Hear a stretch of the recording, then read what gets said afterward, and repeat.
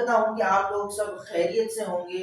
आपको याद होगा लास्ट वीडियो में हमने जो है फिजिक्स क्लास 9 की फिजिक्स का चैप्टर नंबर 1 की थियरी के स्ट्रक्चर क्वेश्चंस, न्यूमेरिकल्स और एग्जांपल्स सब कुछ कर लिए थे, सिर्फ एमसीक्यूज बाकी थे। तो आज की वीडियो में हम एमसीक्यूज करने जा रहे हैं चैप्टर नंबर 1 के।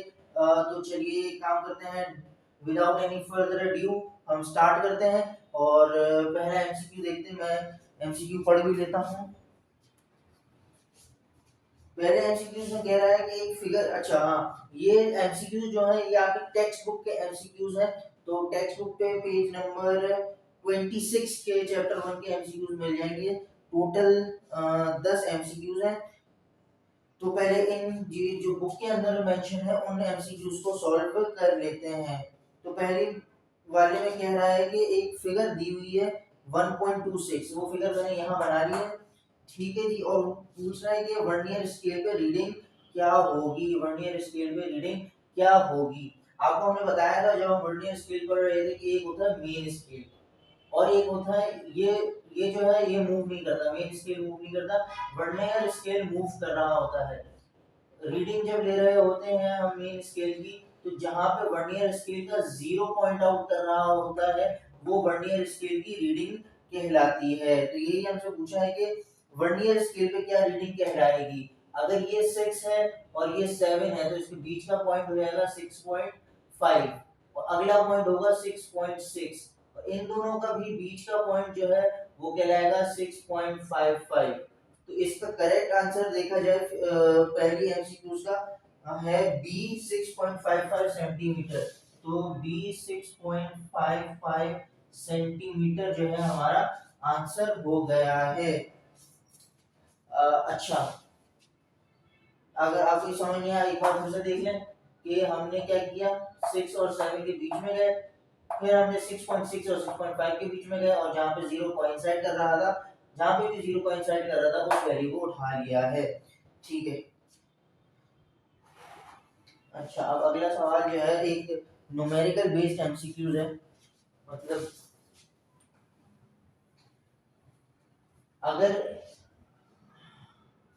अगर ये सवाल जो है न्यूमेरिकल के लिए आए, अगर ये सवाल न्यूमेरिकल के लिए आए तो बहुत अच्छी बात है, आप अपनी कैलकुलेशंस करके दिखा सकते हैं।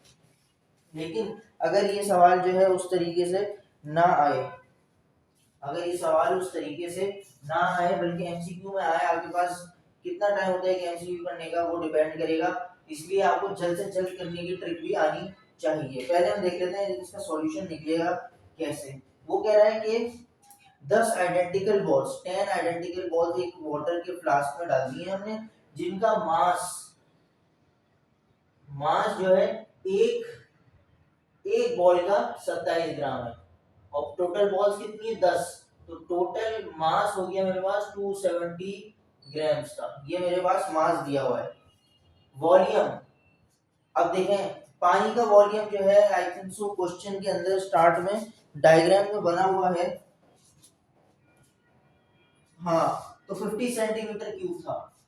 50 सेंटीमीटर क्यूब जैसे ही मैंने वो पत्थर डाला वो 50 सेंटीमीटर क्यूब से 90 सेंटीमीटर क्यूब बन गया। मतलब चेंज जो आया मेरा वॉल्यूम में, चेंज इन वॉल्यूम में बताता हूँ क्या होता है, लेकिन चेंज क्या आया, वो तो 50 माइनस 20, इसका मतलब स्टोन का वॉल्यूम था 30 सेंटीमीटर क्यूब। अगर वाटर को देखें, वाटर ने कितनी जगह घेरी है, 50 सेंटीमीटर क्यूब की जगह घेरी हुई है।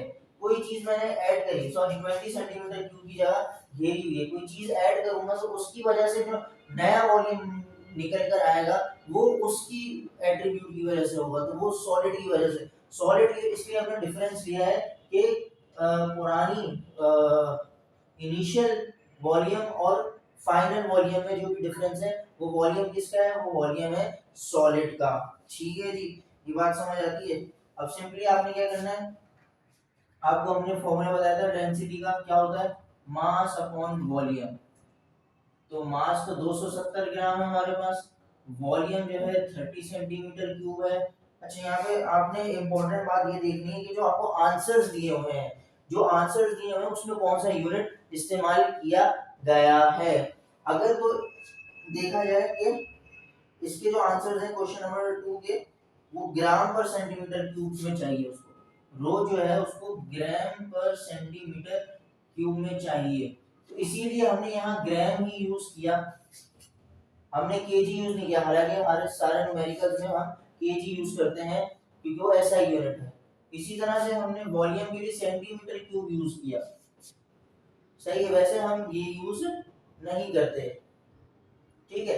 तो जिस तरह का उसने आंसर में हमें यूनिट दिया वैसे ही रखेंगे, तो ग्राम्स को ऊपर ले लेंगे 270 और सेंटीमीटर क्यूब को नीचे ले लेंगे 30। जब इन दोनों को डिवाइड करवाएंगे तो आंसर आपका आएगा 9.0 ग्राम पर सेंटीमीटर क्यूब। इसको आसान तरीके से करने का कुछ चीजें जो इसमें आपको देखनी पड़ेगी। एक है मास के लिए उसने वर्ड ईच यूज किया, वर्ड ईच यूज किया, आपको पढ़ने की पावर बड़ी अच्छी होनी चाहिए कि कुछ बच्चे क्या करेंगे, वो डायरेक्ट 27 ग्राम ले लेंगे, वो तो एक का है, हमने 10 आइडेंटिकल बॉल्स डाली हैं, तो ये भी एक तरीका होता है एग्जामिनर का हमारे साथ खेलने का। फिर चेंज इन वॉल्यूम, ये पता होना चाहिए कि पहले इतना था अब हो गया, तो ये जो चेंज आया है मेरे वॉल्यूम में वो इस सब्सटेंस की वजह से आया है, तो मतलब ये जो सब्सटेंस है ये इतना वॉल्यूम कैरी करता है अपने साथ, तो ये डिफरेंस आ गया, बाकी तो फॉर्मूला था और आसानी से हो गया, या आप अपने फिंगर टिप से भी कर सकते हैं, आपको बस फॉर्मूला याद होना चाहिए, मास अपॉन वॉल्यूम, मास गिरा 270 ग्राम, चेंज इन वॉल्यूम में 30, आपने डायरेक्ट कैलकुलेटर पर डिवाइड किया, आंसर देगा, खत्म गेम, ठीक है जी। तो इसका आंसर हम लिख लेते हैं, सी है इसका आंसर 9.0 ग्राम पर सेंटीमीटर क्यूब। अब जो है तीसरा सवाल, हो बढ़िया, तीसरा सवाल क्या है, तीसरे सवाल में कह रहा है कि एक ऑब्जेक्ट है जिसका मास है 100 ग्राम्स, एक ऑब्जेक्ट है जिसका मास, अच्छा इसको अगर आपको कॉपी करना है तो कॉपी कर लें, ठीक है जी।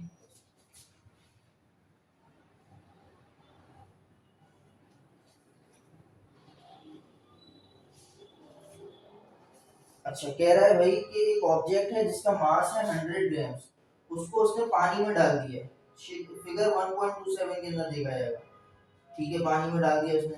अच्छा फिगर 1.27 क्वेश्चन 2 के लिए नहीं थी, फिगर 1.27 क्वेश्चन नंबर 3 के लिए थी, सही सही सही, ठीक है।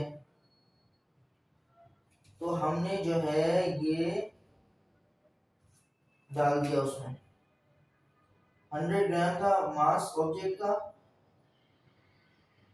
1.727 की डायग्राम में देखो, डेंसिटी मालूम करो ऑब्जेक्ट की, सेम सवाल, मास आपको दिया हुआ है उसका 100 ग्राम्स, नो इशू, ठीक है।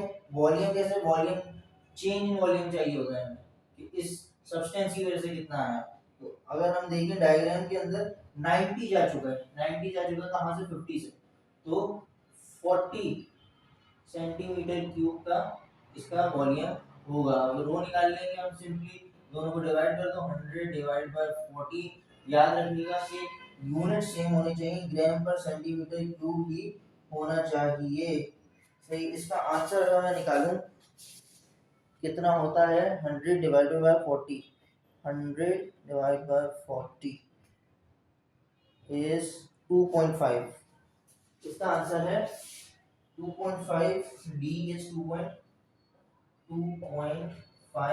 ग्राम पर सेंटीमीटर क्यूब।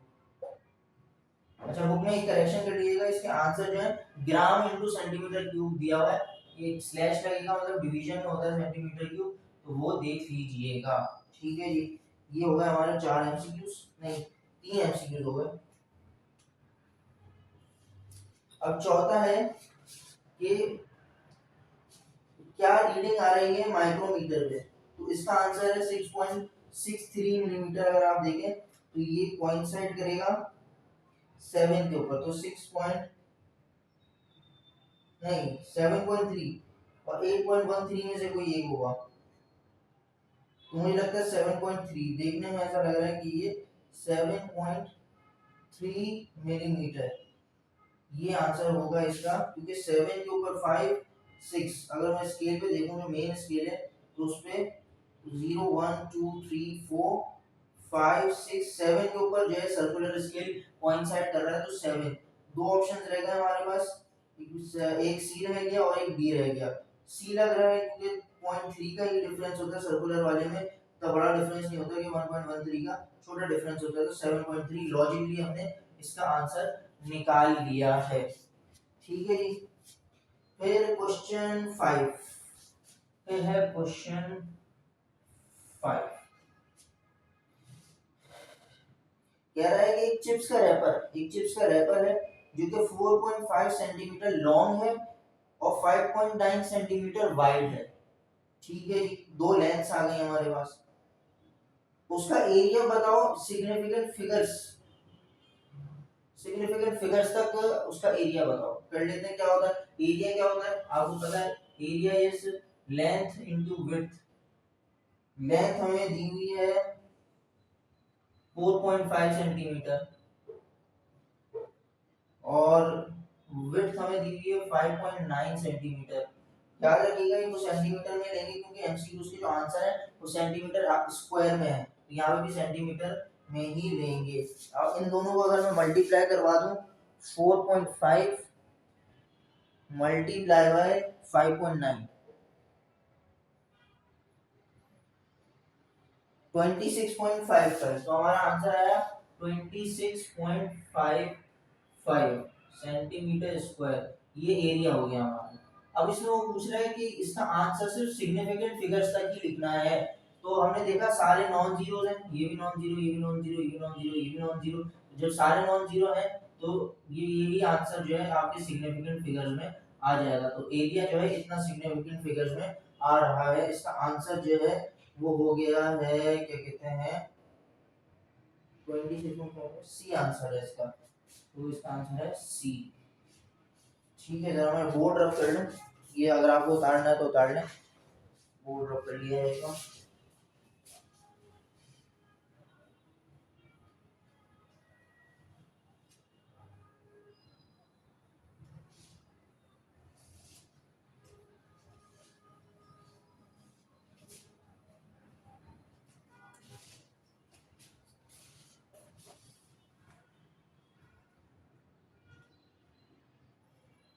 अच्छा भाई, नंबर 6, एमसीक्यू नंबर 6 कह रहा है वर्ल्ड वाइड सिस्टम मेजरमेंट का जो सिस्टम है जिसमें हर यूनिट का बेस क्वांटिटी रखा हुआ है,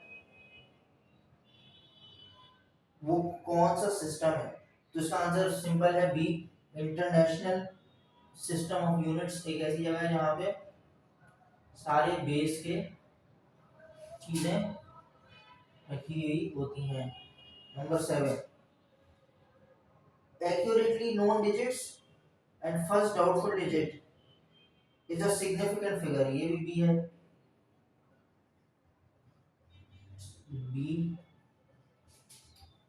ठीक है जी, सिग्निफिकेंट फिगर है क्योंकि एक्यूरेटली नोन डिजिट्स से हमें पता चला कि सिग्निफिकेंट फिगर है। कह रहा है एक वर्नियर स्केल है, 8वें में कह रहा है कि एक वर्नियर स्केल है, ठीक है, जो कि कोइंसाइड कर रहा है जीरो ऑफ मेन स्केल से। मतलब तो जब दोनों वर्नियर स्केल और मेन स्केल दोनों जीरो पे कोइंसाइड कर जाए तो इसका मतलब होता है कि उसमें जीरो एरर है ही नहीं, कोई सिस्टमैटिक एरर है ही नहीं। तो हम कहेंगे कि एरर कितना होगा, बी जीरो, बी जीरो होगा। 9th में वो हमसे पूछ रहा है कि जीरो एरर एक इंस्ट्रूमेंट का किस तरह का एरर होता है? एक सिस्टमैटिक एरर होता है, इसमें ह्यूमन की इन्वॉल्वमेंट नहीं है, वो आपका जो इंस्ट्रूमेंट है उसकी सेटिंग कैसे हुई है वो डिपेंड करता है। तो सिस्टमैटिक एरर होगा ये। अब 10th पे आ जाते हैं, लास्ट है। 10th क्या है, कुछ एग्जांपल्स देंगे, वो कह रहा है ये किस चीज की एग्जांपल है, लेंथ, मास, हमें पता है ये बेस क्वांटिटीज कहलाती हैं या फंडामेंटल फिजिकल क्वांटिटीज कहलाती हैं। ये हैं बेस क्वांटिटीज, इसका आंसर है ए। 9th का था ए, 9th का भी ए था। चलो अच्छा भाई, तो मुबारक हो भाई।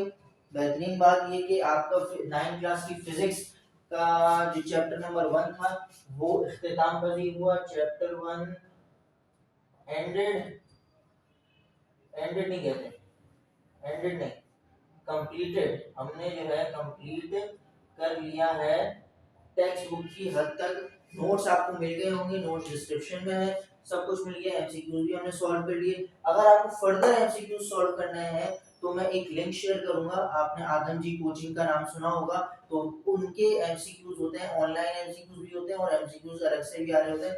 उनमें ये 10 भी कवर हैं और इनके अलावा भी और मजीद अगर आपको फर्दर प्रैक्टिस करनी है तो उस लिंक में जाके एमसीक्यूज का ऑप्शन को सेलेक्ट करें और वहां से मजीद प्रैक्टिस कर लें। तो हमने बहुत सारी चीजें सीखी चैप्टर 1 से।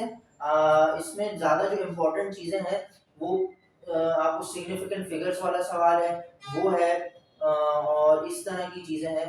बाकी सारी आप एक बार पढ़ लें तो मोर देन इनफ होगा। सिग्निफिकेंट फिगर्स पढ़ लें आप, प्रीफिक्स वाला चीज पढ़ लें, ठीक है जी, एमसीक्यूज कर लें और एक दो जो न्यूमेरिकल्स से वो कर लें, तो you are good to go for chapter 1। ज्यादा ध्यान नहीं देना है, इतना ज्यादा आता नहीं है पेपर में इससे। अब अगले जो चैप्टर हैं वो ज़्यादा इम्पोर्टेंस के इम्पोर्टेंट होंगे, तो वो ज़्यादा अच्छे से देखिएगा। और चलिए चैप्टर 1 हमारा ख़त्म हुआ। Thank you for watching. लेकिन जाने से पहले प्लीज़ लाइक शेयर और सब्सक्राइब कर दें चैनल को, ताकि आपकी सपोर्ट हमें ये काम करने में मदद करे। Thank you. अल्लाह हाफिज़।